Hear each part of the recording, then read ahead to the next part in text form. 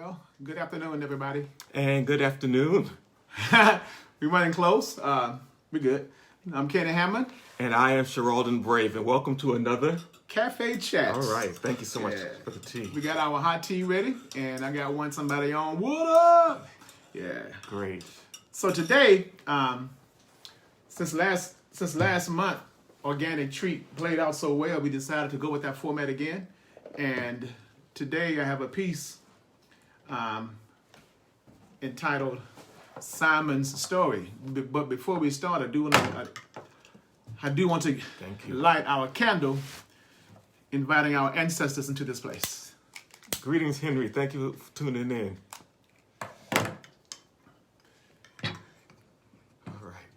All right. Now I can calm my nerves. Yeah, come here. Get the system tea. We here. System tea. So I'm going to read this piece probably a couple times, and then we just open up for dialogue and conversation around Simon's story.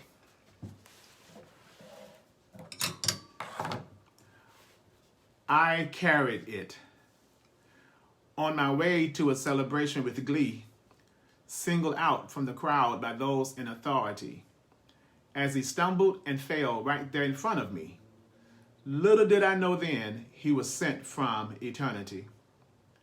There I was, with my two handsome sons standing by my side, immobilized by the power in his innocent yet compelling eyes, realizing that he was on his way to his devastating demise. And there I stood, holding my fears and all my tears in disguise.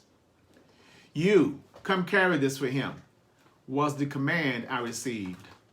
Without regard, I humbly submitted to this dreadful and disgusting deed. Grabbing his cross, knowing and seeing truly he was in need, as his blood, sweat, and tears pierced my aching heart and soul indeed. Was I singled out because of my dark, sun-kissed skin? The death of the mocha within my own beautiful, kissed skin. The death of my own... Hold on. Was I singled out because of my dark, sun-kissed skin? The death of the mocha within my own beautiful melanin, causing some to marginalize my being even from within, as I stood out from the crowd of grieving women and men. I carried it. His piercing eyes penetrated my troubled soul. Beaten and battered, yet his love never ceased to unfold. Even as the aroma and presence of death surrounded his determined soul, while the gentle touch of his bloodied hand my own story silently told. He did not say a mumbling word, but at that moment I knew he was the one who came to save those in need like me and you. Even on this path, he knew the task that he had to do. And because of his love, our lives are cleansed and made anew. There I stood, once we arrived at that dreadful place. I saw two others hanging as well in their agonizing space. They crowned him with thorns, pierced his side, spat in his tortured face.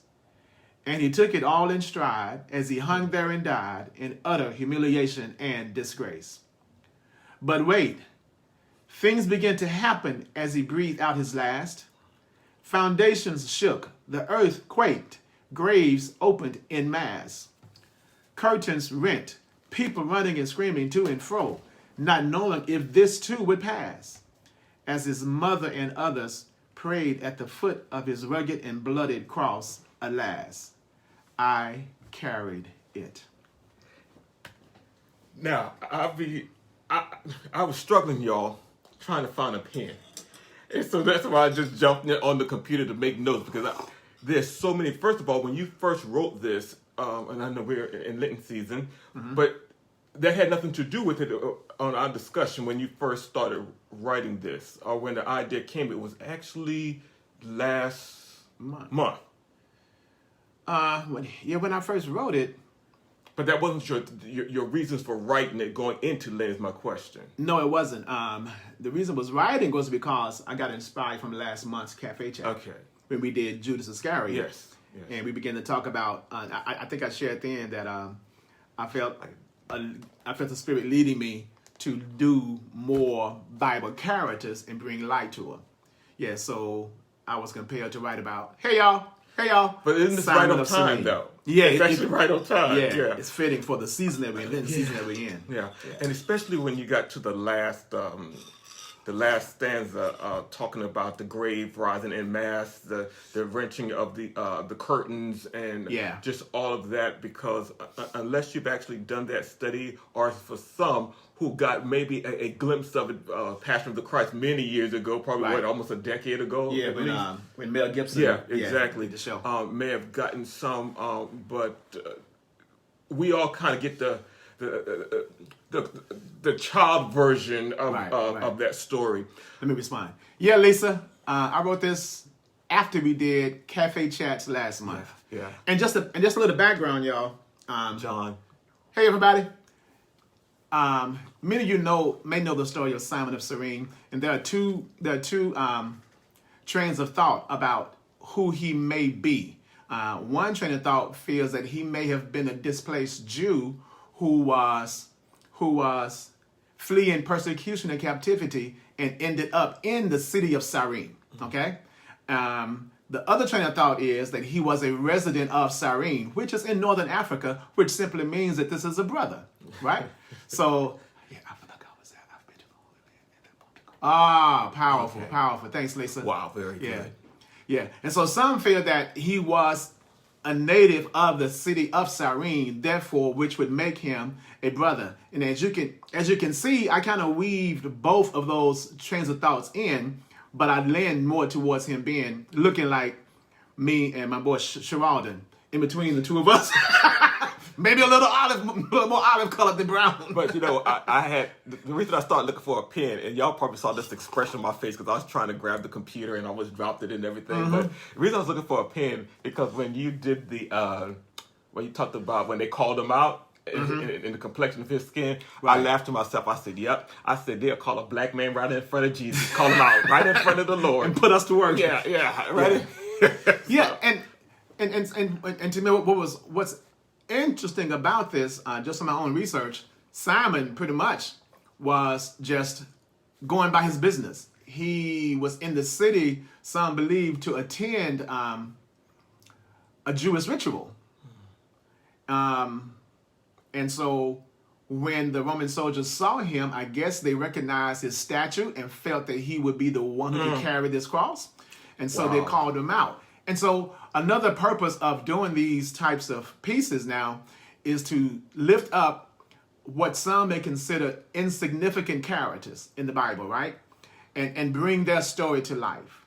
So that's why I felt compelled to write this story, this piece of poetry, after I had written Judas Iscariot's piece. So here's a question. In the scripture, they actually mentions him by name. Yes, they do. Which in itself, from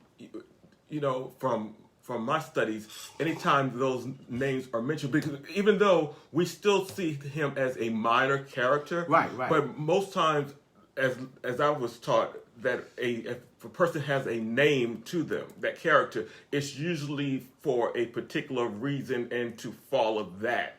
Okay. So I guess my question is, how much deeper, and which you've already done it, how much more can we unfold with his character? There's something more to his character than he just being the brother that carried the cross. Good question. Anybody want to jump in? Feel free. I love it, Dr. Lisa. That's because we're strong, and the cross is estimated to weigh over 200 pounds. And you spoke about his statue. Right.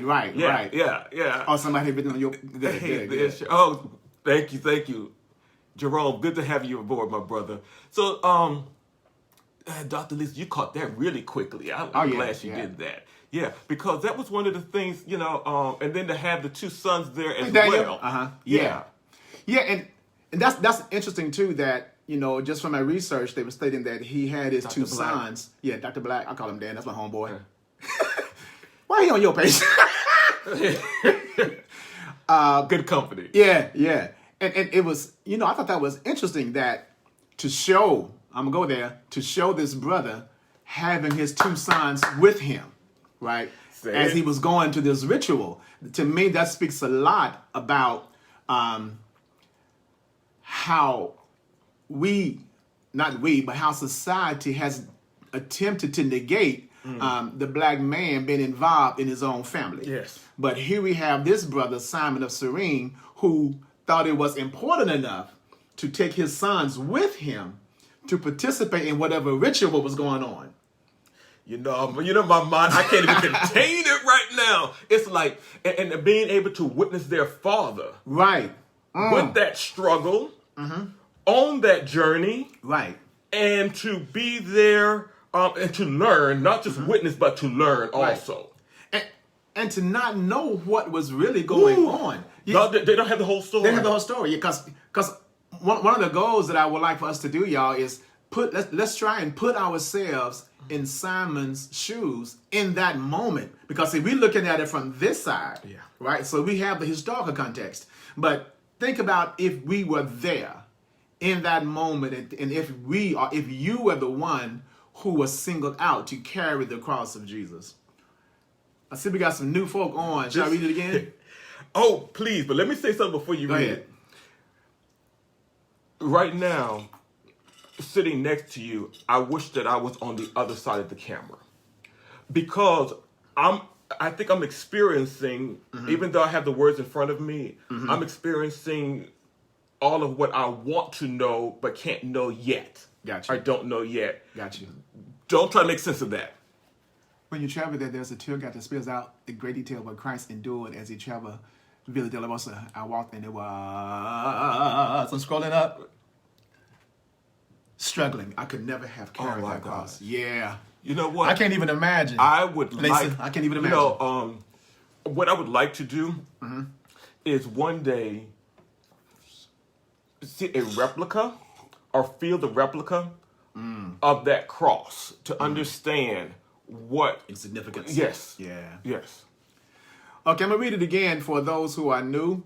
And Lisa, I may have a piece I want you to read next time we do this, and we'll talk. And we may do this in 2 weeks when we get this. My nephew hooked me up with the Zoom.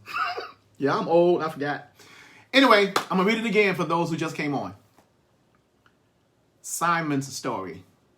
I carried it. On my way to a celebration with glee, singled out from the crowd by those in authority, as he stumbled and fell right there in front of me. Little did I know then he was sent from eternity. There I was, my two handsome sons standing by my side, immobilized by the power of his innocent yet compelling eyes, realizing that he was on his way to his devastating demise. And there I stood, holding my fears and all my tears in disguise. You, come carry this for him, was the command received. Without regard, I humbly submitted to this dreadful and disgusting deed. Grabbing his cross, knowing and seeing, truly he was in need, as his blood, sweat, and tears pierced my aching heart and soul indeed. Was I singled out because of my dark, sun-kissed skin? The depth of the mocha within my own beautiful melanin, causing some to marginalize my being even from within, as I stood out from the crowd of grieving women and men. I carried it. His piercing eyes penetrated my troubled soul. Beaten and battered, yet his love never ceased to unfold, even as the aroma and presence of death surrounded his determined soul. While the gentle touch of his bloodied hand my own story silently told. Remember that. He did not say a mumbling word, but at that moment I knew he was the one who came to save those in need like me and you. Even on this path, he knew the task that he had to do. And because of his love, our lives are cleansed and made anew. There I stood once we arrived at that dreadful place. I saw two others hanging as well in their agonizing space. They crowned him with thorns, pierced his sides, spat in his tortured face. And he took it all in stride as he hung there and died in utter humiliation and disgrace. But wait, things began to happen as he breathed out his last. Foundations shook, the earth quaked, graves opened in mass, curtains rent, people running and screaming to and fro, not knowing if this too would pass. As his mother and others prayed at the foot of his rugged and blooded cross, alas, I carried it. Let's go back. You talked about his bloodied hands, and you want to go back there. Yeah, and again, y'all, Simon of Cyrene. I envisioned the moment when Jesus stumbled, right? Because we believe he stumbled as he was carrying the cross because he had been beaten and tortured so badly. And the moment when he stumbled, I wonder, was his hands still on the cross, right? And when Simon was singled out to come carry it, I wonder, did his hand touch Jesus' hand before Jesus released the cross to him? And I wonder, in that moment, did Simon, or could Simon have had a similar, or have had an experience the same as the woman with the issue of blood, that when there was a touch, even when he touched the blood that was on the cross, did something transformative happen in that moment? Because going where you're going with that, let's keep in mind that the woman did not even touch Jesus. No, she touched the edge, the hem of his garment. There's even the fringe. Right. Just barely touched the end of his garment. But with Simon, I wonder, in that whole transition, did he deliberately or haphazardly touch Jesus? But I'm sure the blood that was on the cross came in contact with Simon's body somehow, some way. I'm just using my sanctified imagination, you know. And in the midst of that moment happening, I wonder, was Simon's full story revealed to Jesus even then? But if Jesus is God and God is all knowing, then Jesus already knew who Simon was. When you really want to go there, which we did last month, yeah. But interesting, I want to go back to something else where you early on where it says, "Come carry the cross," or "Come carry this cross," or "Come carry this cross." Come carry this for him. Yeah. Come carry this for him, which says a lot to me as people of color, as a black man. I think that is part of the shared experience, no matter where we go. Is that not only. I'm looking at this, and I know this is a stretch, but I'm going to stretch it. We know in this this scripture that Jesus is carrying the cross. Right. We also know that they've commanded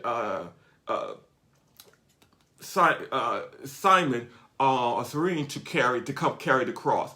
But can Simon or Cyrene now represent all of us that are still carrying that cross? Good question. I would say yes. Y'all chime in. Feel free to chime in. I would say yes because as believers, we do have a cross to carry. Yes. You know, we do. I have to say this, though. I'm taking it back to a black man carrying that cross. And I know there's a lot of us, there's that cross to bear. And I'm not saying that no one else is carrying it. Right. But when I turn on the 6 o'clock, the evening news, I see we're carrying it. Yeah. And look at how, let's go there. Look at how we have been treated down through history. And not just brothers, but our community as a whole, even our sisters. Yes. We, like Simon, we have been marginalized. A good point. I can't believe he was touched by the blood. Come on now. Come on, John. Absolutely. Yeah. Absolutely. But we have been marginalized. That's a song right there, not a sermon. I know, right? John. But we've been marginalized. I feel like black women. Come on, let me see. Oh, please, go ahead. Let me see. Because I do need to clear something up. Because when I was speaking of me as a black man in this conversation, but let me be clear. I'm talking about black men and black women. So I should have said that. Let me be clear on that. Yeah. Okay, Lisa, yes, the transfer of power, which was now and forever necessary for us, lie now to proceed. Things are in our way. He represents all yes, Ms. who carry the cross. Yes. I feel like black women are carrying it. Yes. Oh, absolutely, Dr. Lisa. I totally agree with you. And here's the beauty of it. I'm just going to say this. I was at work last night. Well, I work night shift, y'all. And I met two sisters who are fellows in the ICU. And so I went to them. I said, I'm going to call y'all Black Girl Magic. Because, Lisa, not only are y'all carrying the cross, y'all are showing out carrying this doggone thing. I mean, look at right here in Georgia. Oh, my gosh, yes. Right here with Stacey Abrams. Look at Vice President Kamala Harris. Who else I'm missing? Big Mama. Big Mama. Let's not leave Big Mama out. My whole point is, I only took it from the male standpoint because I'm sitting here as a male. But if there was a young lady, a black woman sitting here, I would expect her. Yeah, I say, hey. Oh yeah. Oh my gosh, yes. Yeah. And so. Go ahead. Also, the reason. Let's keep it in a historical aspect of why they talked about the sons and not. Even if he had daughters, right? They would probably not be there. Yeah, because sisters, women, to society at that time. For the most part, sisters and women in the biblical text have always been marginalized. Yes. And a lot of them didn't even have a name. Yeah, which is so unfortunate because there's so many powerful stories of women who are unnamed. Absolutely, and I think you're working on one right now. Yeah, I've got 3 or 4 I'm ready to pop out. Yeah. Yes, Big Mama. I know that's right. Big Mama was our first theologian. At least we both know that. I just have to put it on out there. Yeah. So again, the whole conversation about whether or not this brother of Simon of Cyrene is a brother or not, is significant. But the main aspect of the story is the fact that Simon stepped up and did what had to be done. And stop. Say that again. That Simon stepped up and did what had to be done. T. The sons were helping Dad make a living. All right, good point, Calvin. Good point. And Dad was teaching them how to make a living, and brought them to this festival. Absolutely, no doubt about that, Sharaledon. Black women are still carrying the cross. Absolutely. Yeah. Yes. See this? Yeah, we got two cameras going. Absolutely love cafe. Wonderful. Thank you. Yes. And hey, Cynthia. I want to say something to Jerome. Jerome, you spoke of carrying the cross, but then he said something that was wonderful. We as the people are blessed. The two could be together. Yeah. Exactly. It's not a curse to carry that cross. No, it's not. It's not. And I wonder when Simon.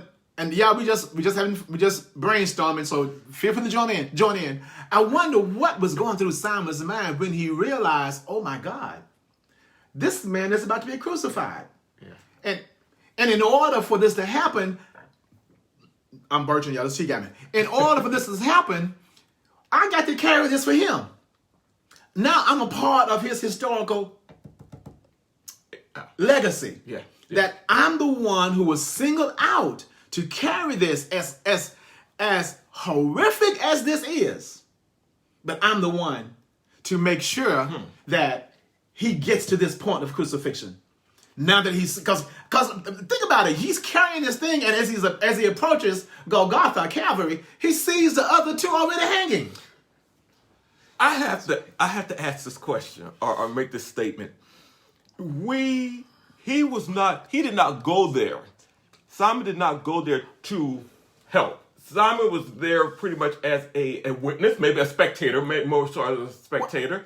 What you thought? No. He wasn't even a spectator. He was there going somewhere else. Oh, okay. On my way to work. Yeah. Okay. We are our brother's keepers. He said, yeah. Brothers and sisters keepers, yeah. He was going there for something else. Oh, my God. And he happened to see all of this. And you know how... But you know what? We're good, yeah. And so... He was a vendor, okay? Okay. Thank y'all for chiming in. I appreciate this. That's irrelevant. He was a vendor. Okay. Very good. So whatever purpose he had there, it wasn't there he didn't know what was going on. Yeah. So when they saw him, they called him out. Now, I'm going to say something. That's what I call being in the right place at the right time. Mm-hmm. And regardless of what you're there for. Because sometimes, hey, Connie, selling goods, okay? Thank you. Because sometimes, let's play it out. Sometimes we think that our purpose, y'all help me out.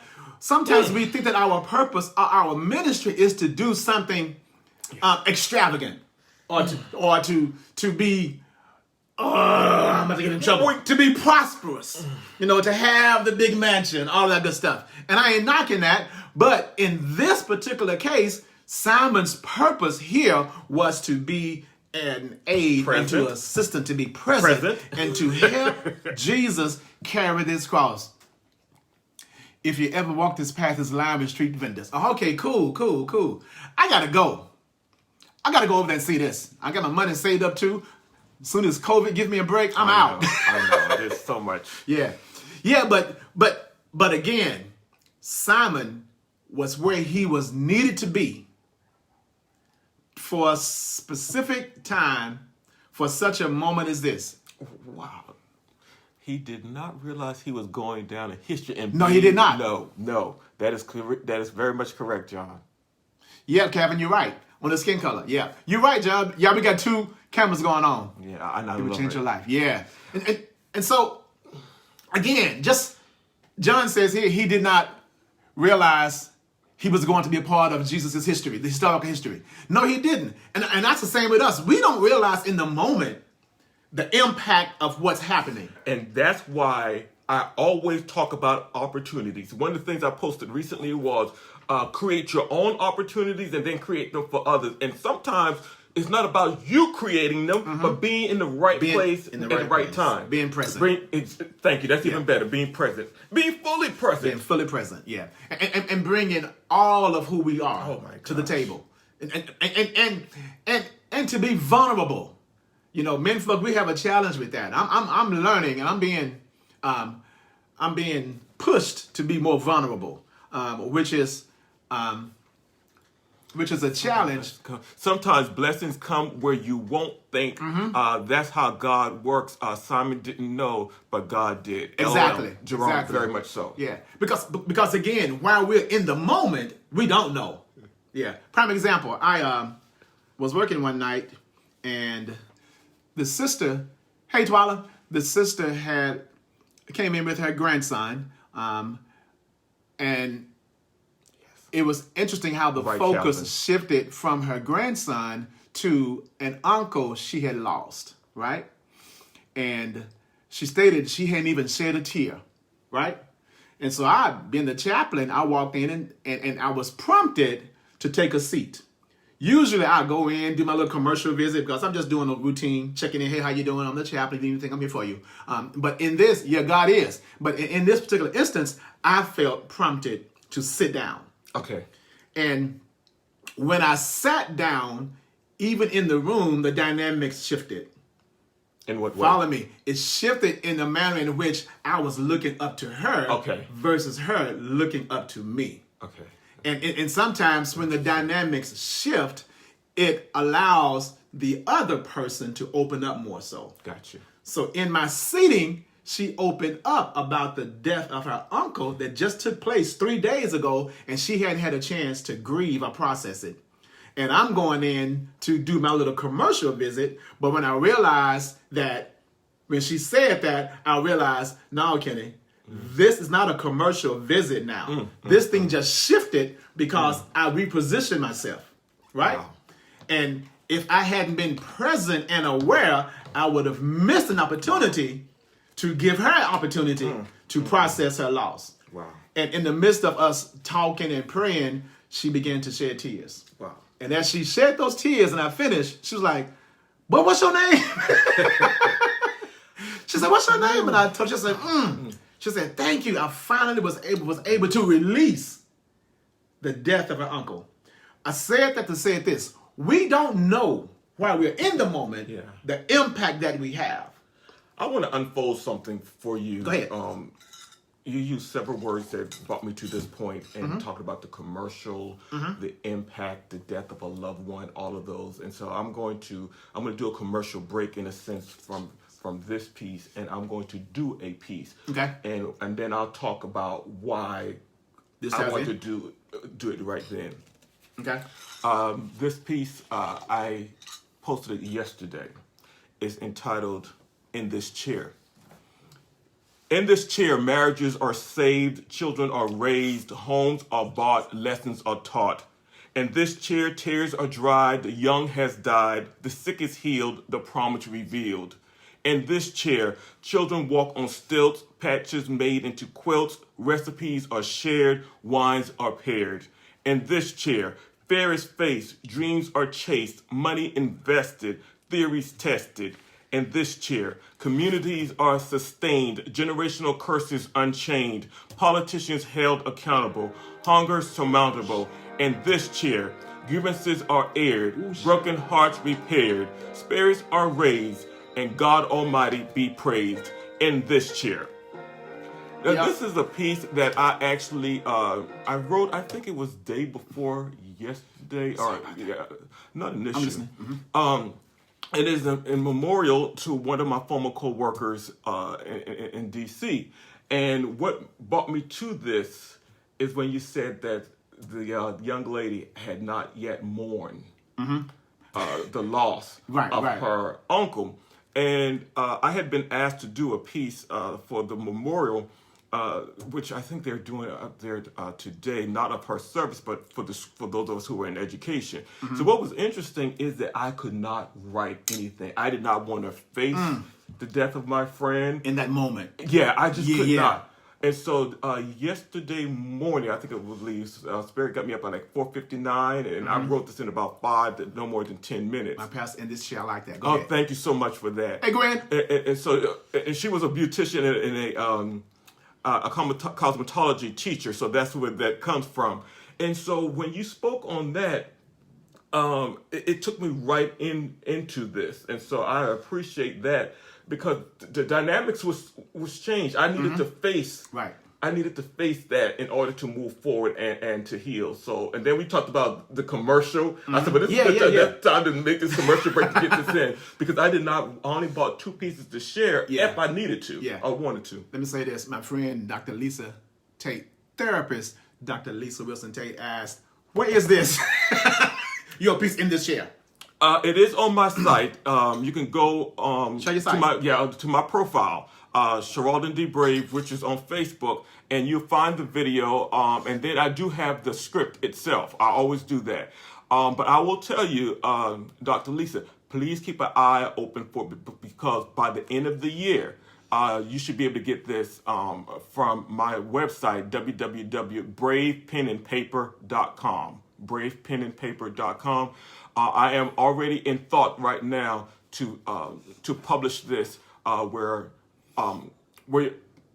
barbershops, especially beauticians, can actually have a copy of it hanging in their shops. All right? Thank you for asking. Yeah, in this chair. And like Sharaledon said, y'all, and I said earlier, while we are in the moment, and someone on your page said it too, that while we are in the moment, we don't know how or what we are doing, how it impacts beyond the moment.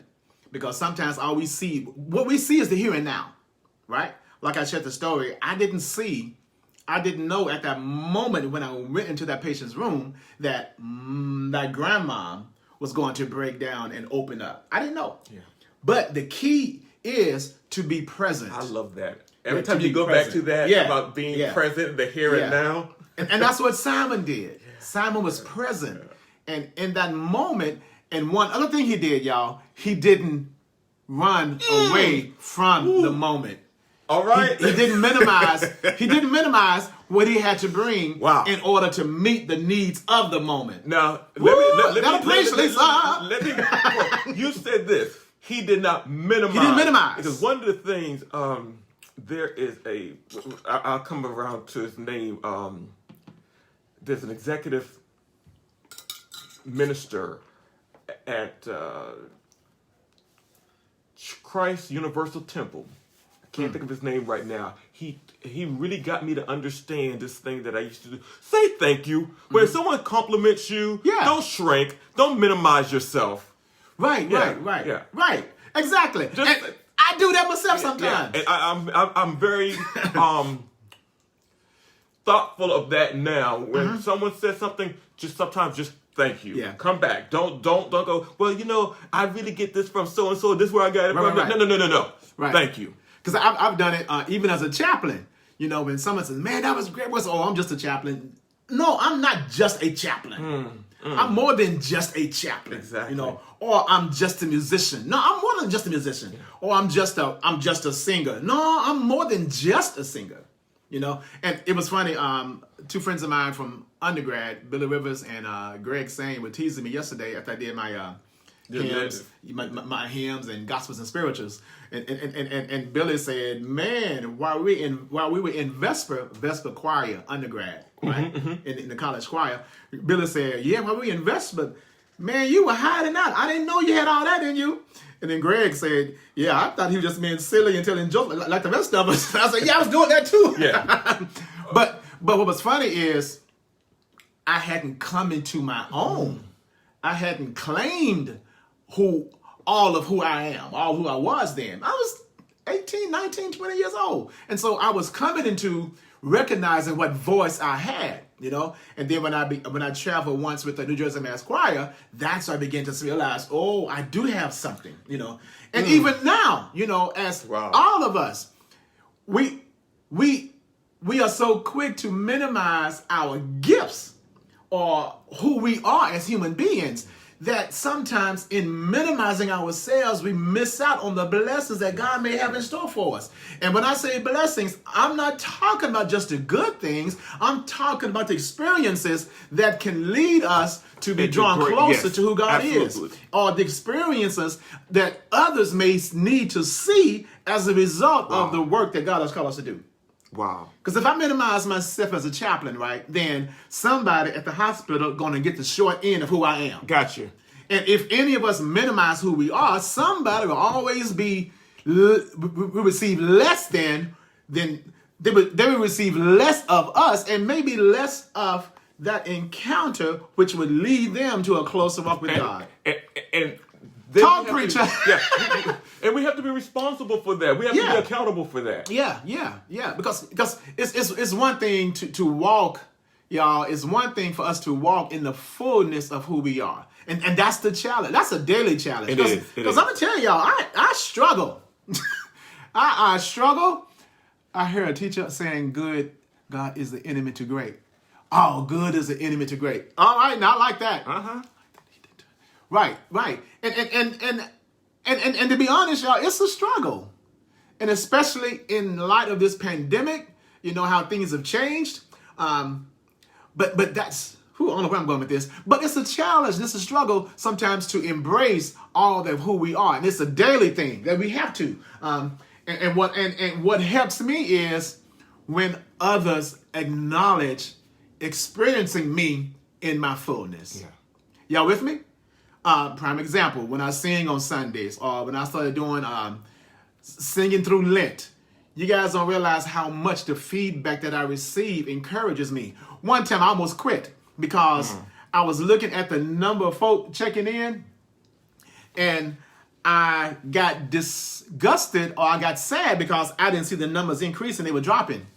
And then later on, I didn't realize, just like in the Bible where, I forgot the character's name. Help me, preachers. Someone thought he was the only one, and God said, I have thousands that you didn't even know about. And what happened, I didn't realize others were watching and not showing up. And when I realized, tells me that all the time, so you don't know who. Yeah. And so when I realized that others were watching and participating, I was like, oh my God, I'm thinking there's 2 or 3 people. So here's the whole thing. Someone used to always say, how do I say it? If I could touch one person. Right. And you may have 100 watching. And Elijah, that's it, Reggie, that's it. Yeah, and how Elijah thought he was the only one and said, God, I can't fight this battle. And God said, Negro, I got a soldier who's already at war. Wow. Yeah. Okay, all right, we had a digression moment. But back to this, y'all. Simon was walking in a cloud of witnesses. That's it. A cloud of witnesses. That's it, Connie. Man, let me say this. And so Simon of Cyrene, this brother, being in the fullness of who he was able to do this, and others witnessed and benefited from him owning all of who he was and doing all of what he had to do, even if it was a gruesome assignment. I'm trying to think. You said, wait a minute now. Yeah, I'm sweating up in this camp. What time? I want to make sure I got time to do this because you just brought this one on. All of who he is, or all of who he was. He brought all that. He had to bring all that. He brought it to the table, right? Yeah. Okay. So I got this one last I want to do. This one was written on yesterday as well. It's deep. I find myself stuck in my own unyielding consciousness, the consciousness of fear and lack, the consciousness of am I enough, and enough for whom and for what? I find myself searching for a freedom I didn't believe I would ever have or deserve. I find myself locking the doors that I've allowed others to close before and behind me. I find myself denying that I understand what I know I long understood, only to be a part of the crowd who too were as asleep as I find myself. For to speak, to know that I understand means only that I am consciously on some level, all levels, refuse to take responsibility for the existence I myself have created. I alone may not have created it, but I alone must change it. Change it by changing my mind, changing my consciousness, changing my awareness of myself and my thoughts of others. It is only then that the freedom that flows through but not out of me is ever free. I am only free when I discover the freedom of being myself. Two things that you said. I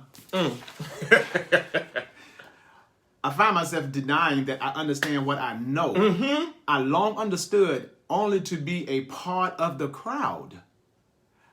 I long understood only to be a part of the crowd who too were as asleep as I find myself. Y'all want to read another piece? He sparked something. Okay. Oh, gosh. Yes. We're going to come back. We got about 10 minutes. No, we got about 20. All right. This is called Sleepyhead. It ties in with what he just read, and it ties in with everything. Y'all pay attention. Sleepyhead. I wrote this a few days ago. I slept all night.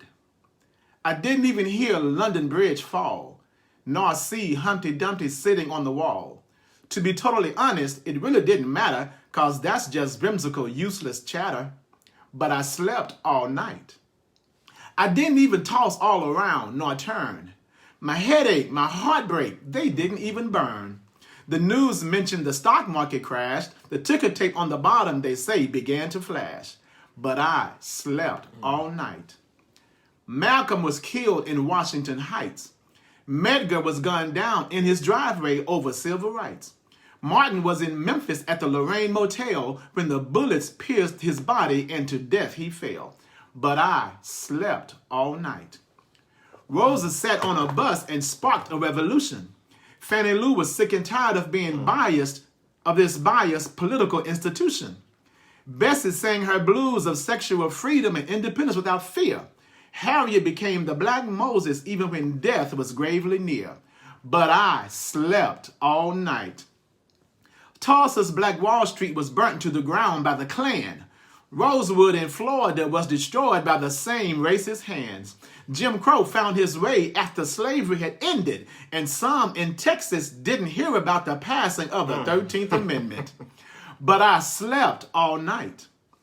James Brown became more famous when he shouted, "Say it loud!" And those in the audience shouted back loudly, "I'm black and I'm proud." The Queen of Soul, Aretha, commanded and demanded RESPECT, respect. And when Mahalia sang Precious Lord, the house was completely wrecked. But I slept all night. Cassius Clay took a stand and refused to go to war. James Cleveland knew that God didn't bring him this far. Marvin Gaye made us pause when he sang, "What's going on?" The Temptations made us wonder if Papa was a Rolling Stone. but I slept all night. Kaepernick took a knee in protest that started a contentious chatter. Other young sisters and brothers took notice and birthed Black Lives Matter. Amen. Protesters fill the streets crying out, no justice, no peace, as black and brown bodies are violently slain by supposedly fearful police. But I slept all night. You better wake up, sleepyhead.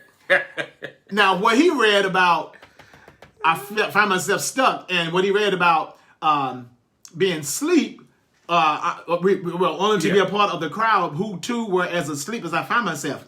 This reminded me of this piece I just wrote. But again, it ties in with being present, being aware, and being prepared to step up to the plate whenever the Spirit calls.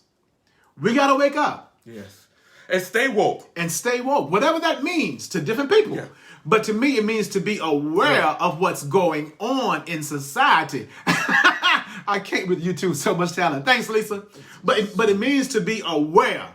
Wow. It's more than just being physically asleep or awake, because we got a lot of walking around. We got some zombies walking around who say they are aware, but we ain't got a clue.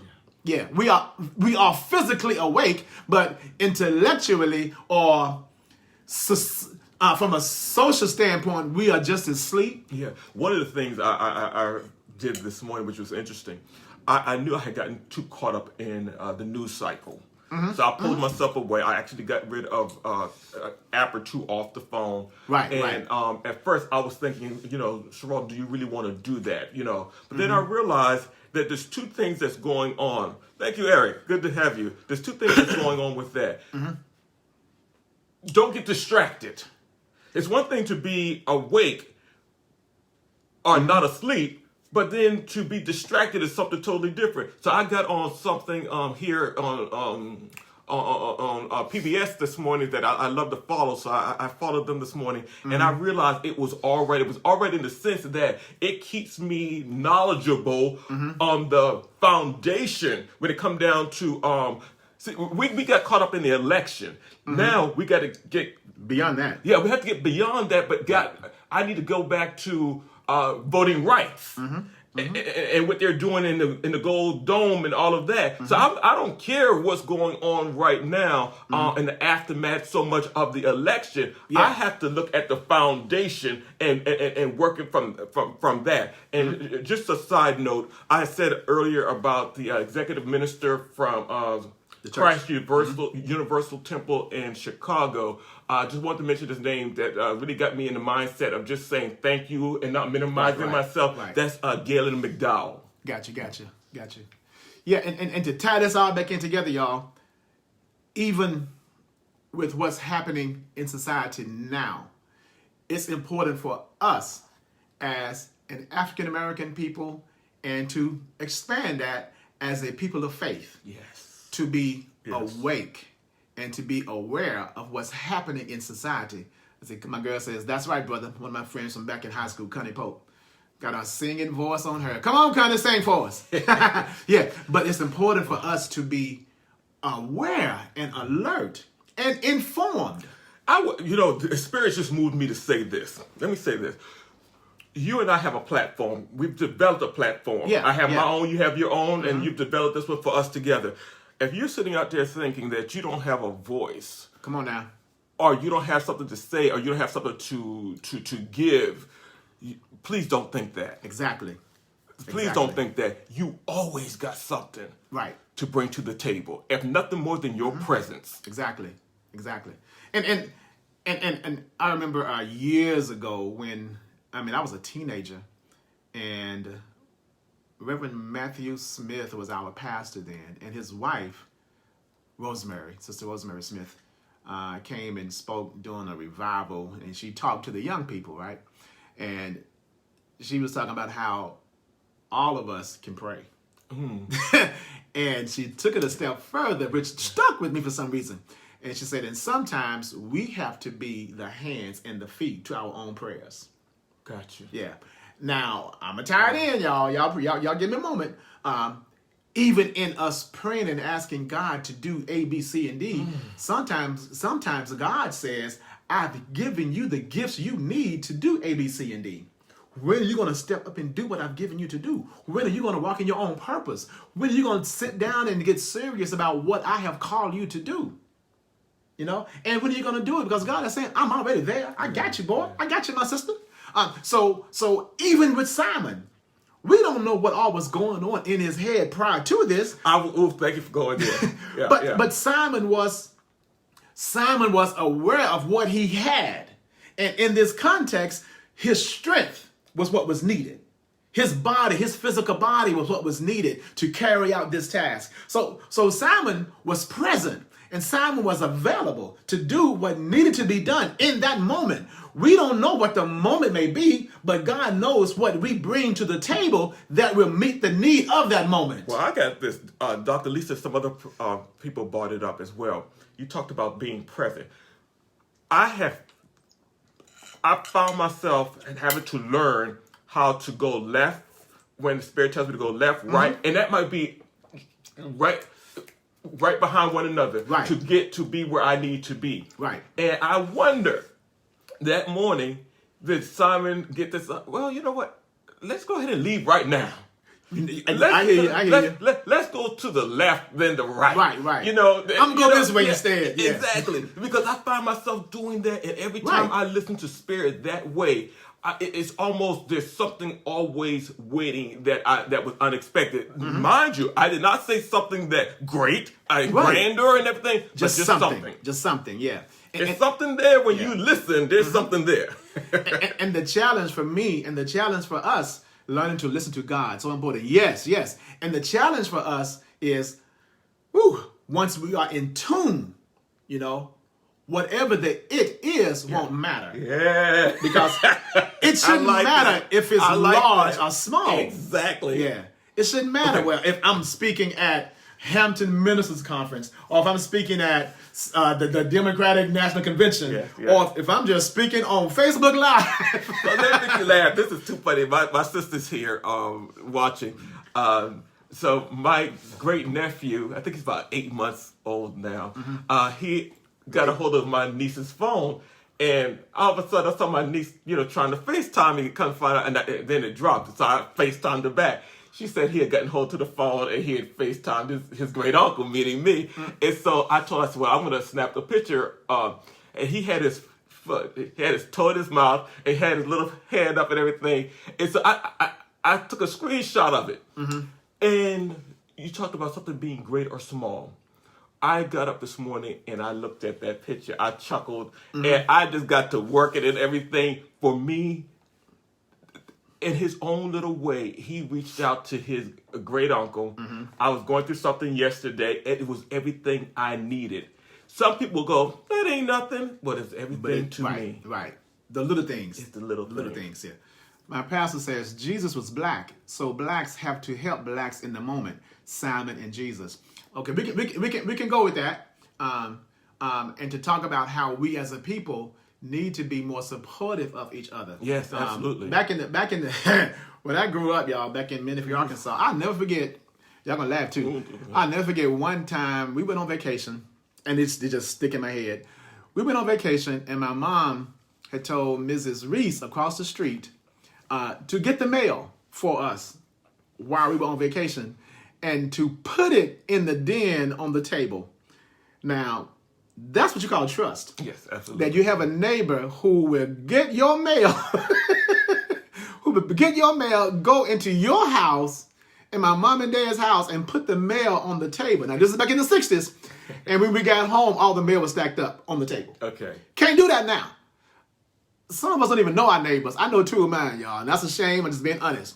But yeah, that's something that I think we have gotten away from, and part of the reason why we've gotten away from that is because we have moved away from that nuclear family. Take me for an example. I'm out here in Georgia by myself, and other nephews and nieces that were in Arkansas moved to Texas or wherever, and I've seen it at the hospital where some kids, some young parents that have kids, don't have any extended family here because they came here looking to get ahead, which is cool. But what happened is our nuclear family has, in a sense, I don't want to say has been challenged is the word. Okay. Has been challenged because we have moved away and we ain't got Big Mama next door to babysit the kids. We ain't got auntie around the block. You know, Big Mama is in Memphis, is in Mississippi, and folk are here in Georgia, and we can't just get back there. You know, so yeah, that's a challenge for us. And it's deeper than that, Reggie. Whether Jesus is black or not, Jesus is a brown man. Whether he looked like me and you, or whether he was more Middle Eastern, we know that. We know he ain't that image that was painted in the Sistine Chapel. We know that. And I was trying not to go there. First of all, and foremost, you can read that for yourself about how he is described in Scripture. But I noticed something about myself when I'm trying to bite my tongue. I grab the teacup, but I'm gonna go ahead and let this. I'm gonna go ahead and let this out. Yeah. Someone on my Facebook page sent me something, and this is something I'm working on. I promise you, I'm working on this. Sent me a picture yesterday of this white Jesus and a white angel reaching down, and I couldn't get it off my screen fast enough. Now, would I ever reconcile myself? Probably not. I had growing up, I always had challenges with that, so it's been with me for a while. But the one thing I do know, I'm reflected by my elders and my ancestors, and I'm reflected by my Jesus. Right. I'm going to leave it like that. And the key is, y'all, let's don't miss the point. Please bring me this back around story. To that. Yeah. and the point of this story is to be available. Oh my God! Right. Yes. To be available and to be willing to be present. I love that song. Yeah, to be present in the moment, because we never know how God wants to use us in the heat of the moment. Wow. And to be vulnerable, right? To be vulnerable and to risk being vulnerable. And think about it. No, I don't think anyone else knew that Simon had the strength. They made assumptions. Oh, stereotype. Yeah, they made assumptions.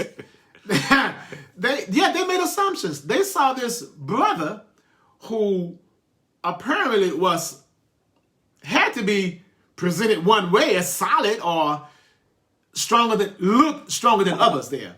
Had the physique. To say, hey, let's call it, him. You know? Because I'm sure they scanned the audience to see who was there right quick, just like we do. You know, it's like, I'm going to talk to her. You know what I'm saying? So I wonder, just even when, Reggie wrote something, when Mary hid Jesus in Egypt, he could not have looked like, I got that. We got that. Yeah, we're done. Yeah, we're cool. Yeah, we're cool with that. Yeah, absolutely. But again, let's don't lose focus of what's happening in this piece, right? And the focus again is to be available, right? To be available and to be present in all of our blackness, right? And don't go ahead. No, please keep going. And all of our blackness and all of our melanin, and don't deny our melanin. Can I say this? I love when you all use this particular word. I love it. Unapologetically. I love that word. Yeah. You could just get me a T-shirt that just says unapologetically, and I'm good. Mm-hmm. I think that was I know Reverend Dr. Jeremiah Wright and the church in Chicago. I'm gonna get it in a minute.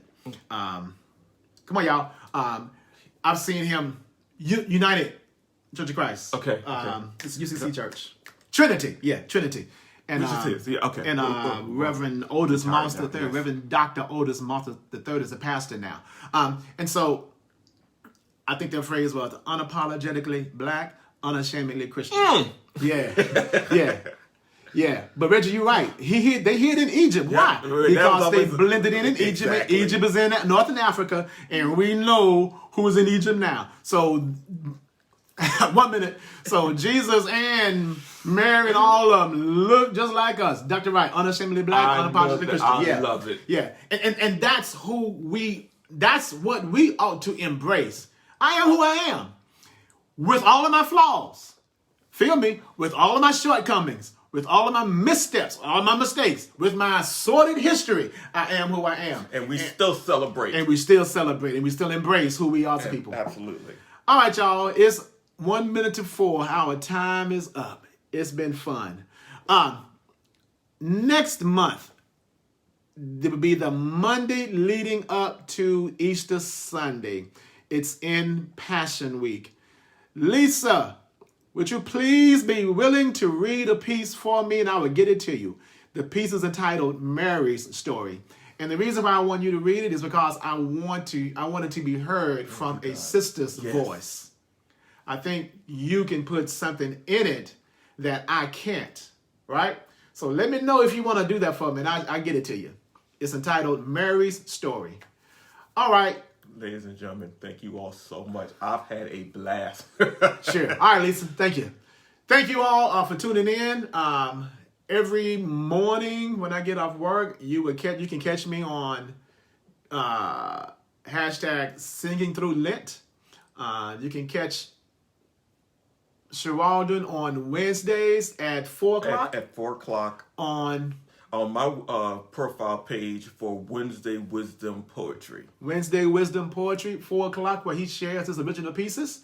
And you can catch me on Sundays at 5 o'clock doing spirituals, hymns, and gospels.